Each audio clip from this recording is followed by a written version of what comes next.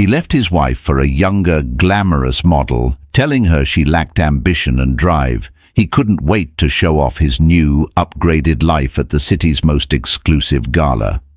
But he made one critical mistake. He never bothered to find out who his ex-wife was really meeting after the divorce, or who she had just married. This is the story of how one man's shallow boast led to the spectacular collapse of his entire world. The rain that November afternoon didn't just fall, it assaulted the windows of the minimalist steel and glass apartment. Each drop was an accusation. Inside, the silence was louder than the storm, broken only by the sound of Isabella Hart folding a cashmere sweater, one he had bought her, and placing it into a plain cardboard box. The apartment, which had been their home for 8 years, was already no longer hers. It was a sterile white space, curated entirely by Liam Roth. His taste, his furniture, his success. Isabella had simply been allowed to live in it.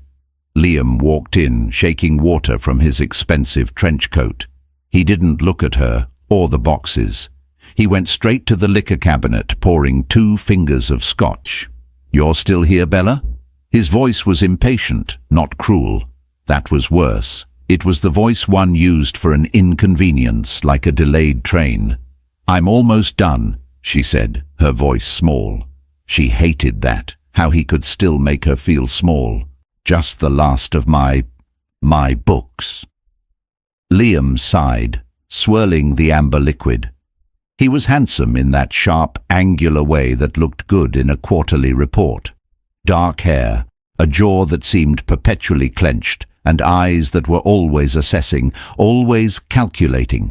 He had been a rising star in tech marketing, and he never let her forget it. "Look, this is harder for me than it is for you," he said, a line so practiced it felt like a slap. Isabella finally stopped, her hands flat on the box. "Harder for you? You're the one who brought her here, Liam. To our bed." He had the decency to wince, but not from guilt, from annoyance. "We've been over this. Emma has nothing to do with us. We were dead water, Bella. We hadn't been us in years." He gestured around the immaculate apartment. "I built all of this. I needed someone who wanted to build with me, someone who has, I don't know, ambition, a spark." "I supported your ambition," she whispered, the old familiar betrayal tightening her chest. "I hosted your dinners. I edited your presentations. I gave up my PhD research for this," he snapped, his voice rising, "for a life you never could have afforded. And what was that PhD anyway? Obscure 17th century art. What's the end game there, Bella, managing a dusty local gallery for 50 grand a year?" He didn't want an answer. He wanted to wound. He walked over to her, his tone softening into that lethal, patronizing purr he used when he was about to deliver the final blow. "You're a sweet woman, Isabella. You're comfortable. You're a soft blanket. But a man can't conquer the world wrapped in a blanket. I need a sword." He pulled out his phone. "Emma's flying in from Milan. Her flight lands at 7. I'd really appreciate it if the place was clear by then." Isabella looked at this man she had loved, this man who had systematically dismantled her piece by piece until she was just an accessory he'd grown tired of. He had convinced her that her passions were hobbies and her intellect was quaint. He had isolated her from her old academic friends, calling them stale and broke. He controlled the finances, the social calendar, their entire world. And now he was upgrading. Emma Kingsley, 24 years old, with a face that stared blankly from bus stop ads and a 1 million-follower Instagram account. She was Liam's sword, a beautiful, sharp, shiny object to prove to the world that he had arrived. "The divorce papers," Isabella said, her voice hollow. "Your lawyer's offer is—" "It's nothing, Liam. It's insulting. It's what you're entitled to," he said coldly, checking his watch. "The apartment is premarital, the stocks are in my name. You're getting half the joint savings, which you know I barely used. It's more than fair." He was, in effect, erasing her. 8 years of her life, her sacrifice, her support, valued at a sum that wouldn't even cover a year's rent in this neighborhood. The power imbalance was total. She had no leverage, no resources, and, he thought, no fight left. She taped the box shut. The sound was violent in the quiet room. "You're right," she said, finally looking him in the eye. His blue eyes, once so warm, were flat and cold. "You do need a sword, but you should be careful, Liam. Sometimes men who live by the sword, they just end up bleeding." He laughed, a short, sharp, barking laugh. "God, Bella, so dramatic. Save it for your dusty books." He finished his scotch, placed the glass in the sink, he never washed his own glass, and grabbed his keys. "My driver will be here with Emma at 7, he said from the door. "Be gone." He left. The lock clicked shut, a sound of finality. Isabella stood alone in the white room, surrounded by cardboard boxes that held the fragments of her small life. She didn't cry. The time for tears was long past. She felt something else, a cold, quiet, terrifying emptiness. He hadn't just left her. He had unmade her. She picked up the last box, the one containing her dissertation notes on the Dutch masters, the passion he'd called quaint. It felt heavy, not with paper, but with shame. She looked out the window. The city lights were beginning to blur against the rain. He thought she was a soft blanket. He thought he'd left her for a sword. "You're wrong, Liam," she whispered to the empty room, to the storm. "I'm not the blanket. I'm the stone you left underneath, the one you're going to trip on." But as she walked out of that apartment for the last time, into the cold, driving rain, with 2 suitcases and 3 boxes to her name, she didn't feel like stone. She felt like ash. 6 months later, Isabella was living in a 3rd-floor walk-up in a neighborhood that smelled of baking bread and exhaust fumes. The apartment was tiny, with sloping floors and a radiator that hissed like a cornered snake. She loved it. It was hers. The divorce had been finalized. Liam, in a final act of generosity, had his lawyer rush it through. He wanted to be free to announce his engagement to Emma Kingsley. The tabloids and gossip blogs had a field day.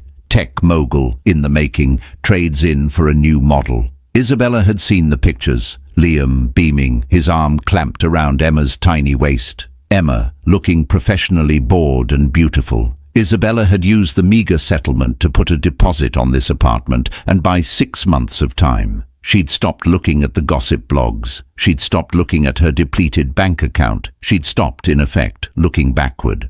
She had started volunteering at the Kettner Gallery, a small, struggling private gallery that specialized in the very art Liam had mocked. She was paid in gallery credit and free coffee, which was fine. It wasn't about money. It was about breathing again. She was in the main room on a Tuesday afternoon, the quietest day of the week, explaining the chiaroscuro in a Matthias Stomer painting to a group of 2 bored college students and 1 elderly woman. "And you see," Isabella said, her voice finding a rhythm she hadn't realized it missed, "it's not just about light and dark. Stomer used the shadow to represent ignorance, not just evil. The light isn't a holy light. It's the light of discovery. It's painful. The subject is cowering from it. He doesn't want to be illuminated." The students checked their phones. The elderly woman nodded off. "That's a fascinating interpretation." The voice was deep, and it came from behind her. Isabella turned. A man was standing there, his hands in the pockets of a simple, dark grey suit that was clearly not off the rack. He was older than her, perhaps in his late 40s, with kind eyes crinkled at the corners and a calm, centered presence. He wasn't handsome in the chiseled, aggressive way Liam was. He was grounded. "Most docents just stick to the plaque," he continued, smiling gently. "The plaque mentions the Bible story. You mentioned the human story, the fear of knowledge. I like that." Isabella felt a flush creep up her neck. I've always found Stomer to be more of a psychologist than a preacher." The students, sensing the end of the tour, scattered. The man, however, stepped closer to the painting. "So you believe the true subject isn't the saint, But the shadow itself, he mused. I think the true subject is the conflict between them, Isabella said, surprising herself with her own boldness. The light forces a choice. The shadow wants to stay comfortable. It's the moment before the change. That's the real story. The man looked at her, really looked at her, with an intensity that was both unnerving and deeply flattering. It wasn't the appraising stare Liam gave women. It was an inquisitive, intelligent gaze. He was listening. The moment before the change, he repeated softly. And what do you think he'll choose? The light, Isabella said without hesitation. It's painful, but the shadow is erasure. It's non-existence. He'll choose the pain. He'll choose to be. The man was silent for a full minute. Isabella's heart hammered. She felt she had overstepped, been too passionate. The word Liam used with such contempt. My name is Marcus, he said finally, extending a hand. His grip was warm and firm. Isabella, she replied. You're not a docent, are you, Isabella? No, she admitted. I'm an art historian. Or I was. I'm just helping out. Your passion. It's wasted here, he said, not as an insult to the gallery, but as a statement of fact. He pulled a simple, heavy-stock business card from his jacket. My family has a small foundation. We acquire and loan pieces, mostly to museums. I'm often in need of someone with a non-pluck interpretation. Would you be interested in having a coffee sometime this week? Isabella looked at the card. It just said, Marcus Thorne, the Thorne Foundation. It was a name she didn't recognize. He wasn't a tech bro or a hedge fund shark. He was just Marcus. I'd like that very much, she said. That coffee turned into a 3-hour discussion about art, history, and the fear of change. Marcus, she learned, had inherited his family's shipping and logistics empire, but had pivoted, pouring its vast resources into philanthropic endeavors, tech incubators, medical research, and his one true love, art preservation. He spoke of his work with a quiet, powerful sense of purpose. He asked her about her stalled dissertation, and when she explained the thesis, his eyes lit up. So you're arguing, he clarified, that the 17th century Dutch painters weren't just painting possessions to celebrate new wealth, they were painting anxiety. The anxiety of possessions, the fear of losing it all. Yes, Isabella said, leaning forward, that's exactly it. It's the one thing everyone misses. They see a painting of a lavish table and call it still life. I call it a warning about mortality. It's a psychological snapshot. Marcus studied her, a slow, appreciative smile spreading across his face. Isabella. May I call you Isabella? Please. You are the first person I've met in 10 years who has told me something new about a subject I thought I knew. For the first time since Liam had walked out, Isabella didn't feel like a soft blanket. She didn't feel like ash. She felt like a spark. Their relationship was a slow burn, built not on desperate need, but on mutual intellectual respect. He was a quiet man, but his actions were loud. He didn't shower her with gifts. He showered her with opportunity. He funded the completion of her dissertation. He introduced her to curators at the Met and the Rijksmuseum. He asked for her opinion. He never once spoke of her ex-husband. He seemed to have no interest in her past, only her future. 6 months after that, on a private trip to Amsterdam to view a newly discovered Vermeer, he asked her to marry him. You are, he'd said, standing on a rainy canal bridge, the most illuminated woman I have ever known. And I find I'm not afraid of your light at all. I'd rather like to stand in it. Isabella Hart, the comfortable woman with no ambition, said yes. They were married 2 weeks later in a quiet ceremony at the city courthouse. The only witnesses were his lawyer and her one friend from the Kettner Gallery. Isabella Hart became Isabella Thorne, and she never told a soul. The red, M, definitely the red, Liam Roth adjusted his cufflinks, staring at his fiancée in the reflection of their bedroom's floor-to-ceiling window. The view from their 60th floor condo was staggering, a glittering carpet of city lights. Emma Kingsley pouted, holding up a skin-tight, blood-red dress against her impossibly slender frame. "I don't know, Lee. It feels obvious. The black one is more... fuck you." "The black one," Liam said, his patience thinning, "makes you look like a chic vampire. The red one makes you look like you own the place. We're going to the New Horizons Tech Gala, not a funeral. I need you to pop for the cameras." Emma sighed dramatically and disappeared into the cavernous walk-in closet. "You just want to make sure everyone sees me so they look at you." "That's the point of you, darling," Liam muttered under his breath. Their relationship, so white-hot and frantic in the beginning, had settled into a brittle, transactional reality. Liam had his arm candy, the sword he'd bragged about, and Emma had her benefactor, a man who paid for the condo, the car, the clothes, and the constant draining upkeep of being a model.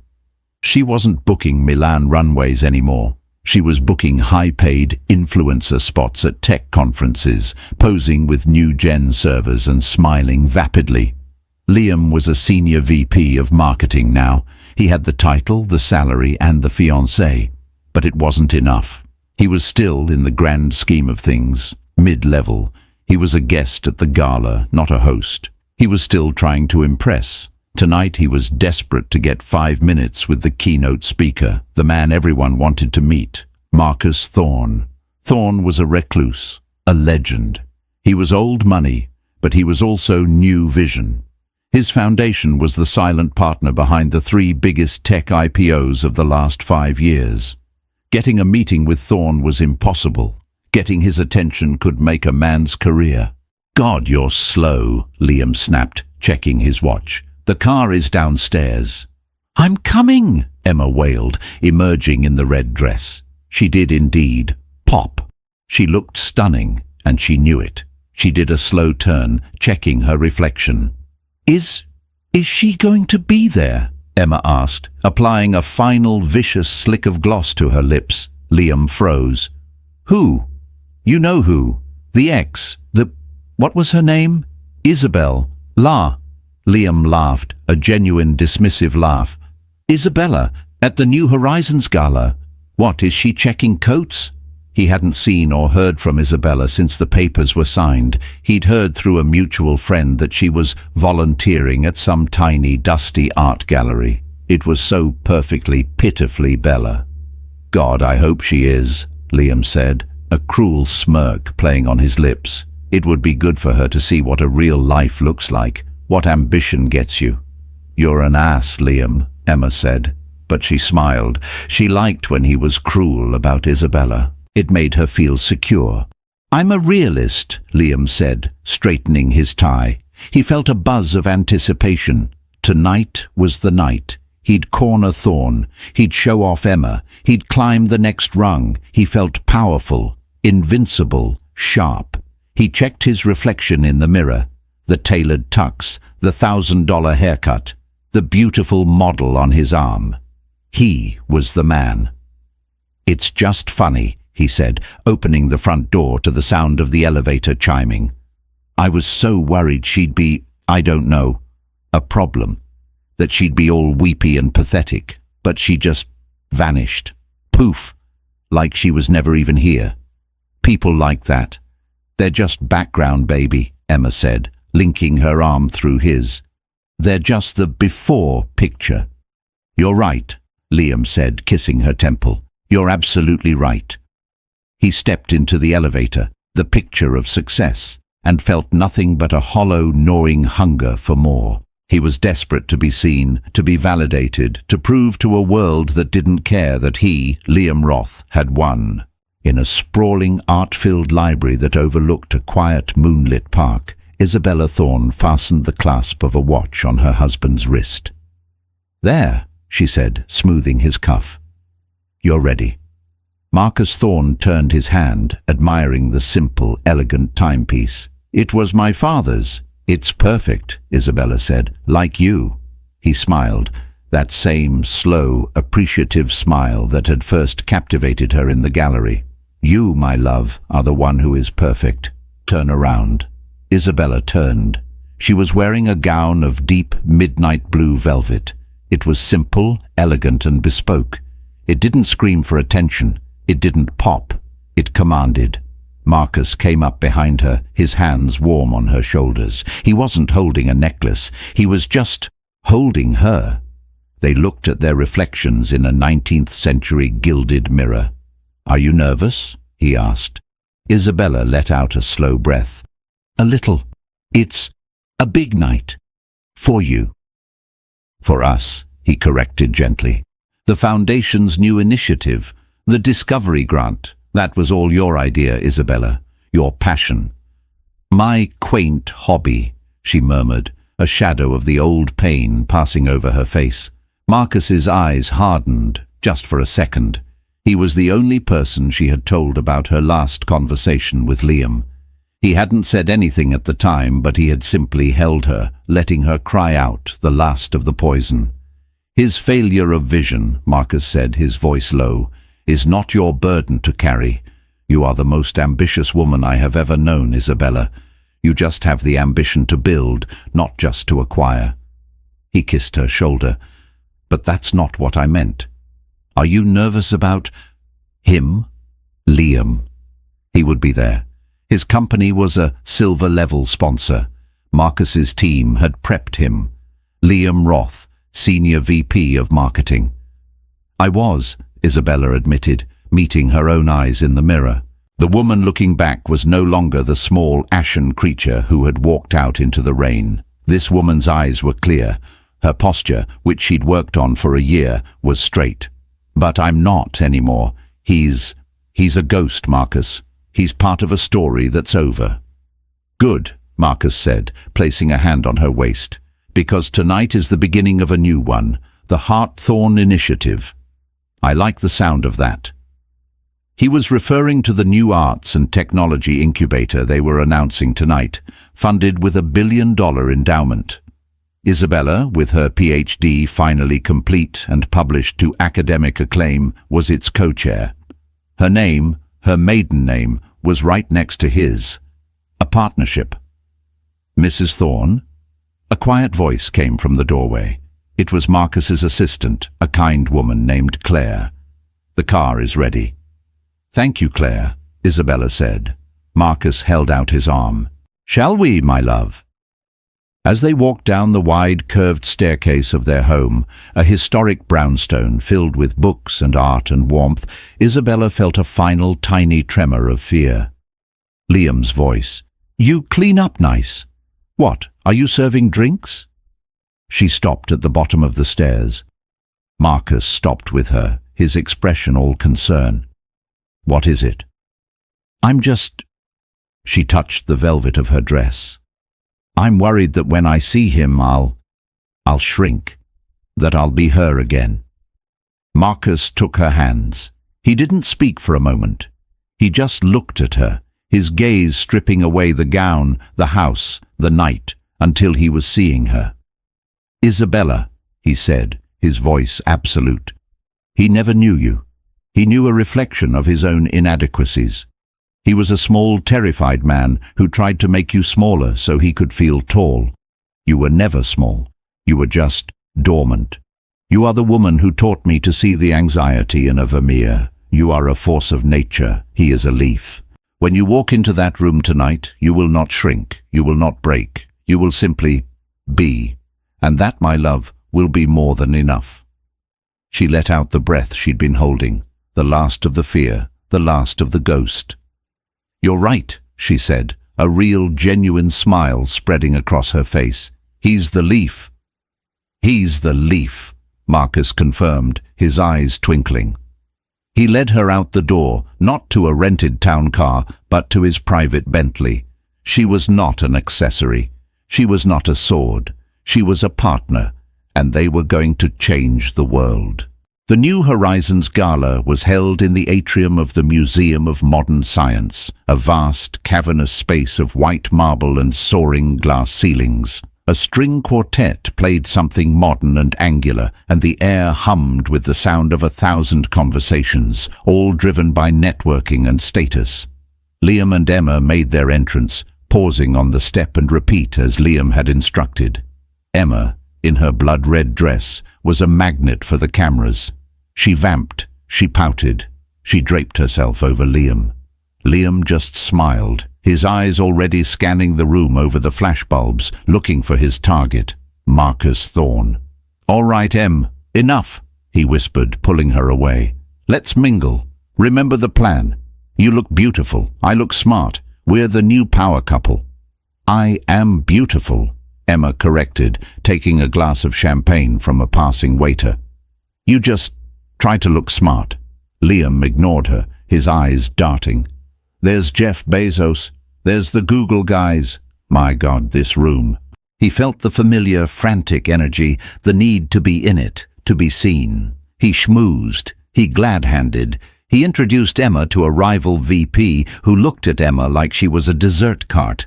Liam felt a pang of, not jealousy, but pride. He had that. He was that guy. After an hour, he was getting frustrated. Marcus Thorne was nowhere to be seen. "He's probably in the private donor lounge," Liam grumbled, straightening his tie for the 1000th time. "Of course, they keep the real players separate." "I need to pee," Emma announced, bored, "and my feet hurt. These shoes are killers." "Fine, go. Don't be long," Liam said, dismissing her. He turned back to the crowd, his gaze sweeping, and then he froze. Across the atrium, standing near the entrance to the main exhibition, was Isabella. He blinked. It was her, but not. His first thought, as shallow and instant as a reflex. She looks good. She wasn't the mousy, cardigan-wearing woman he remembered. She was wearing a dark blue velvet dress that clung to her in a way he'd never seen. Her hair, which she used to pull back in a simple, severe bun, was down, styled in soft waves that framed her face. She was wearing... were those sapphires? He felt a strange, unpleasant jolt. It was a mix of surprise and, bizarrely, anger. How dare she look like that? His second thought, she's alone. He smirked. Of course, she'd probably scraped together enough to buy a single ticket, all dressed up with nowhere to go, trying to... what?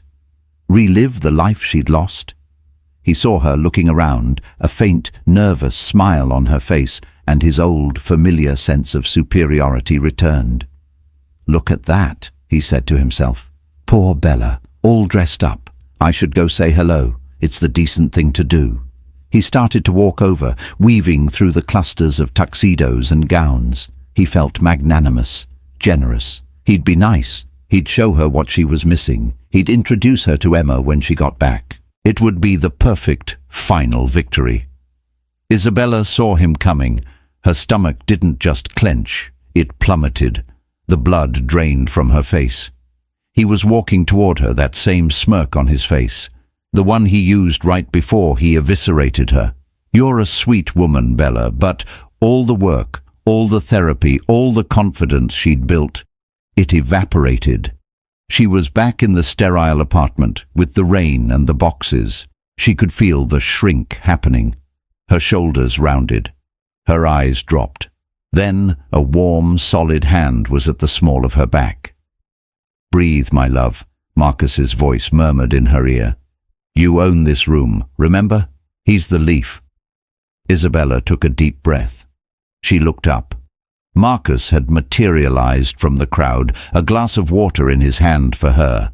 He hadn't been in a private lounge. He'd been greeting the other grant recipients. She put her hand on his arm, her fingers gripping his tuxedo jacket, the solid, living warmth of him. She straightened her spine. She lifted her chin. She remembered who she was. Not Isabella Hart, the discarded wife, but Isabella Thorne, the co-chair of the Hart-Thorne Initiative. Liam was 3 feet away when he finally noticed the man she was with. He saw the hand on her back. He saw the simple, perfect cut of the man's tuxedo. He saw the way the man looked at Isabella, with a quiet, possessive adoration that made Liam's stomach twist. Liam's smirk faltered. He didn't recognize the man. Some new boyfriend, a +1. "Bella," he said, his voice slick with its practiced, patronizing charm. "My God, I almost didn't recognize you." Isabella turned. Her face was calm, composed. Not a trace of the fear he'd seen from across the room. "Hello, Liam," she said. Her voice was 2 octaves lower than he remembered. It was full. The air crackled. This was the collision, the past and the present, standing 2 feet apart on a marble floor. Liam's eyes darted from Isabella to Marcus, then back again. He couldn't compute. He had to regain control. He had to re-establish the hierarchy. You clean up nice," he said, the old, cruel line slipping out. "So do you, Liam," Isabella replied, her voice cool. Just then Emma returned, her red dress a slash of color. Ugh, the line was insane. "Who—" She stopped, looking at Isabella, her eyes narrowing in instant primal female assessment. Liam seized the moment. "Emma, darling, come here." He wrapped his arm around her waist, pulling her possessively against him. The sword. "Bella, I'd like you to meet my fiancée, Emma Kingsley." He puffed his chest. "Emma, this is Isabella." "Oh," Emma said, her voice dripping with disinterest. "The ex. Hi." She gave a tiny, dismissive wave. "It's a pleasure to meet you, Emma," Isabella said, her voice polite. Liam couldn't stop himself. The brag was rising in his throat like bile. He had to win this. "You've probably seen her work, Bella," Liam pressed on, his voice a little too loud. "She's just back from Milan. Her new campaign, it's literally everywhere. It's wild, isn't it? How life turns out. We're just so incredibly happy. It's just great to see you out, still living in the old neighborhood." He was going for the kill. He wanted to see her flinch. He wanted to see that old familiar shame. Isabella didn't flinch. Before she could answer, the string quartet stopped. A man in a tuxedo, the gala's host, stepped up to the main podium on the grand staircase. "Ladies and gentlemen, if I could have your attention, please." The room quieted. Liam kept his arm locked around Emma, his smirk fixed in place, waiting for Isabella's pathetic answer. "We are so incredibly honored tonight," the host boomed, his voice echoing in the atrium. "Tonight we are announcing the largest philanthropic tech and arts grant in this city's history. And it is all thanks to the vision of one man. A man who is usually content to stay behind the scenes, but who we are thrilled to have with us tonight as our keynote speaker. Ladies and gentlemen, please give a warm, thunderous welcome to the founder of the Thorne Foundation, Mr. Marcus Thorne." Marcus, who had been standing silent and observant beside Isabella, gave her hand a gentle squeeze. He turned to Liam. His eyes were not angry. They were not jealous. They were analytical, like a biologist studying a mildly interesting insect. "Roth, isn't it?" Marcus said, his voice quiet but carrying in the sudden hush. "Senior VP, Marketing. Your division had a good quarter. Nice work." Liam Roth's world stopped. His blood turned to ice water. His face went white. He knew that name. Everyone knew that name. He had been hunting that name all night. He was standing face to face with Marcus Thorne. Liam's mouth opened, but no sound came out. The host was waving Marcus toward the stage. The entire room, thousands of people, were applauding. Marcus turned back to Liam. He smiled, that same gentle smile. He lifted Isabella's hand, the one with the simple, elegant engagement ring and wedding band, to his lips and kissed her knuckles. The sapphires at her throat glittered under the lights. "I don't believe you've been properly introduced," Marcus said, his voice just for the 4 of them, but it felt like a cannon blast. "Mr. Roth, Ms. Kingsley, allow me to introduce my wife, Isabella Thorne." The sound of the applause was deafening. A spotlight, which Liam had craved all night, found them, but it wasn't for him. It was for Marcus, and by extension, the woman holding his arm. Liam's face didn't just fall, it imploded. It was a catastrophic, instantaneous collapse of his entire reality. The smirk froze, then curdled. The color drained from his face, leaving a sick, greyish-white pallor under his expensive tan. He stared, his eyes wide and unblinking, at Marcus Thorne. Then at Isabella. Wife. Isabella. Thorne. His brain tried to process the information, but the circuits were fried. This was not possible. This was a joke, a nightmare. Bella, his Bella. His soft, comfortable, ambitionless blanket. Married to Marcus Thorne. The Marcus Thorne. The man whose name was whispered in boardrooms like an invocation. "Marcus, they're waiting for you," Isabella said, her voice a gentle prod. She hadn't even looked at Liam. "They can wait 30 seconds more," Marcus replied, his eyes still locked on Liam. He was not a cruel man, but he was a protective one, and the man in front of him had tried to wound his wife. "Isabella is your—" Liam stammered, his voice a hoarse croak. "My wife, yes," Marcus said pleasantly, "and the co-chair of the Hartthorne initiative we're announcing tonight.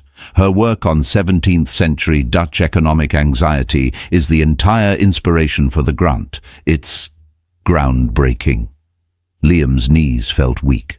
Her quaint hobby, her dusty books. The very thing he had mocked, the very passion he had tried to extinguish, was the inspiration for $1 billion grant. Emma, beside him, was doing her own calculations. Her brain, though not academic, was quick at social math. She'd seen the way the room reacted to Marcus's name. She looked at Liam, her power couple partner, who now looked like a terrified, deflated balloon. Then she looked at Isabella, draped in quiet velvet and sapphires, looking poised, powerful, and rich, a kind of rich Emma had never seen, a kind that didn't need to pop in a red dress. "But she's—" Emma stammered, pointing a red-nailed finger. "She's nobody." Isabella finally turned her gaze to Emma. Her expression wasn't angry, it was almost pitying. "No, Emma," Isabella said, her voice clear and strong. "I was never nobody. I was just undervalued." "My love," Marcus said, touching Isabella's elbow. "The stage." "Of course." She gave him a brilliant smile, one Liam had never seen, a smile of pure, unadulterated confidence. She turned, and as Marcus put his arm around her, they began to walk toward the staircase. As they passed, Liam's boss, David Chen, the CEO of his company, rushed over. He shoved past Liam, his face flushed with excitement, his hand outstretched. "Mr. Thorne! Mr. Thorne! David Chen, Ethex Corp. A tremendous honor, sir." Marcus paused, shook his hand. "David, good to see you. Your team is doing fine work." "Thank you, sir. Thank you, and Isabella." David beamed at her. "My God, I just read the pre-release on the initiative. It's revolutionary. I had no idea you were... I mean..." "It's lovely to see you, David," Isabella said warmly. Liam stood frozen, 2 feet away. His own CEO was fawning over his ex-wife, his wallflower, while completely ignoring him. He was invisible. "We must have you both to the house," David gushed. "My wife, Julia, she's on the museum board. She would be thrilled to talk to you about your dissertation." "We'd love that, David," Marcus said, cutting in smoothly. "Have your people call my office, now, if you'll excuse us." Of course, of course." Marcus and Isabella continued toward the stage, the applause swelling again. They were a unit, a fortress. They ascended the stairs, and Marcus stepped to the podium. Isabella stood just behind him, to his right, radiant in the spotlight. The entire room was focused on them. Liam was left in their wake, in the cold, dim marble. He felt Emma's arm rip away from his. He turned. Her beautiful, model-perfect face was a mask of pure, unadulterated fury. "You stupid ass!" she hissed, her voice low and venomous. I didn't know." "You told me she was nothing," Emma spat, her eyes scanning the room, seeing people looking at them, whispering, pointing. They had seen the exchange. They had seen Liam's boss snub him. You told me she was a pathetic, broke little mouse. She's married to him. And you're just marketing." The way she said marketing made it sound like he'd just confessed to being a janitor. "Emma, calm down," Liam pleaded, reaching for her. This is good for us. I know her. This is an in." Emma looked at him, her disgust total. "An in? She hates you. I can see it. Everyone can see it. You didn't just lose her. You insulted her. And now I look like an idiot. I'm standing here with you. The before picture's stupid mistake." She was throwing his own words back in his face. "My campaign isn't everywhere, Liam," she said, her voice breaking with a sudden, raw insecurity he'd never heard. "It's on Instagram. I'm posing with routers. She's on the board of $1 billion foundation. You picked the wrong woman, you idiot." "Emma, please." She yanked her arm away. "Don't touch me. I'm getting a migraine. I'm leaving." She turned, her red dress a blur of fury, and stormed out of the gala, leaving him standing there, alone. Liam stood motionless. The sound of Marcus Thorne's voice filled the atrium. "I'd like to begin by thanking the one person who made this all possible, my brilliant wife, Isabella." Liam looked down at his own hands. They were shaking. He saw his reflection in a dark, mirrored pillar. He saw a small, terrified man in an expensive suit. He had bragged about his model fiancée, his sword, only to find out his ex-wife, the blanket, had married the king. He had built his entire life on the fragile scaffolding of appearances, on the desperate need to win. And in one shattering 5-minute exchange, he had just lost. He hadn't just lost a match. He'd lost the entire invisible game he never even knew he was playing. The ride home in the Bentley was quiet. Isabella watched the rain-slicked city streets slide by, the blurred lights like watercolors. The tension of the night, the adrenaline of the speech, the shock of the confrontation, it was all draining away, leaving a strange, profound calm. She was the one who broke the silence. She started to laugh. It wasn't a giggle. It was a deep, freeing, full-bodied laugh that came from her very core. It was a laugh 8 years in the making. Marcus, who had been watching her with a fond, quiet smile, reached over and took her hand. "What's so funny?" "His face," Isabella choked out, wiping a tear from her eye. When you called me your wife, he looked like he'd seen a ghost." "He had," Marcus said, his thumb rubbing the back of her hand. "The ghost of a woman he never bothered to know." He grew more serious. "I'm sorry you had to see him, Isabella. I'm sorry he spoke to you that way." Isabella's laughter subsided. She turned in her seat, her blue velvet dress rustling. She looked at this kind, powerful, brilliant man who was her husband. "Don't be," she said, her voice clear. "I'm not. I think I needed that. I needed to see him, just once. I was so afraid that I would still be that small broken person he left in that apartment. I was afraid his opinion of me would still matter." "And does it?" "No," she said, the word a simple, solid truth. "He's just a man, a small, shallow, ambitious man. He's not a monster. He's not a god. He's just a leaf." She leaned her head against the seat, a feeling of absolute final closure washing over her. Her redemption wasn't marrying a billionaire. Her redemption wasn't the gown or the sapphires or the Hawthorne initiative. Her redemption was this moment, the moment she looked her abuser in the eye and felt nothing, not fear, not anger, not even really pity, just nothing. She was free. "He was right about one thing," Isabella said, a small smile playing on her lips. "Oh?" Marcus asked, raising an eyebrow. "I am ambitious."